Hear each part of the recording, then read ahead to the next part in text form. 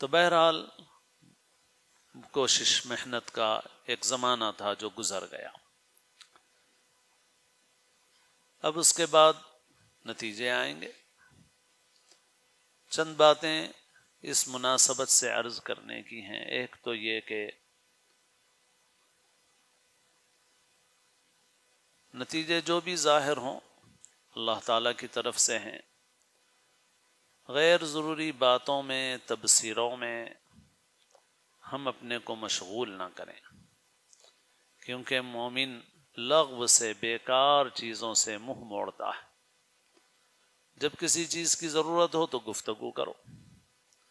جیسے بزرگوں نے فرمایا ہے کہ آدمی اگر زیادہ بولتا ہے یہ لغو بات ہے، اور لغو سے نور ضائع ہو جاتا ہے عبادتوں کا. قد افلح المؤمنون الذين هم في صلاتهم خاشعون والذين هم عن اللغو معرضون.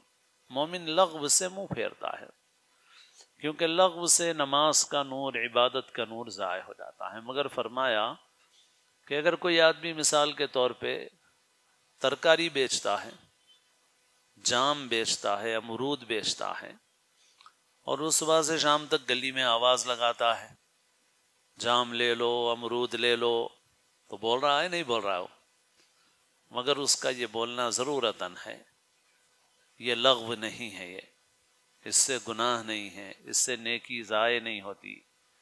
ضرورت ہے، جب ضرورت نہیں ہے اس وقت زبان بند کر دو. من حسن اسلام المرء ترکہ ما لا یعنی.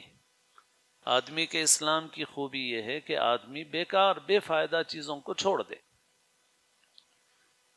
یہ بات اس لیے عرض کی جا رہی ہے کہ ہم اپنے آپ کو دیکھتے ہیں تو ایسا لگتا ہے کہ ہم لوگ غیر ضروری باتوں میں، بحثوں میں، گفتگوؤں میں بہت مشغول ہوتے ہیں.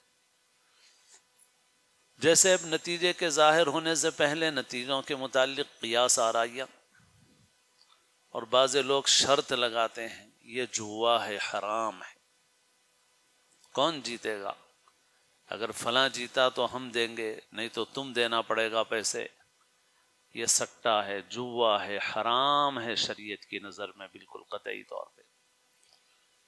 اور باقی یہ ہے کہ غیر ضروری تبصروں سے، باتوں سے ہمیں کچھ حاصل نہیں ہوگا. اور صرف یہ ایک اسی موقع کی بات نہیں ہے، بلکہ تمام احوال میں ہم کو اس کا اہتمام کرنا چاہیے کہ ہم غیر ضروری بحثوں سے، باتوں سے اپنی حفاظت کریں.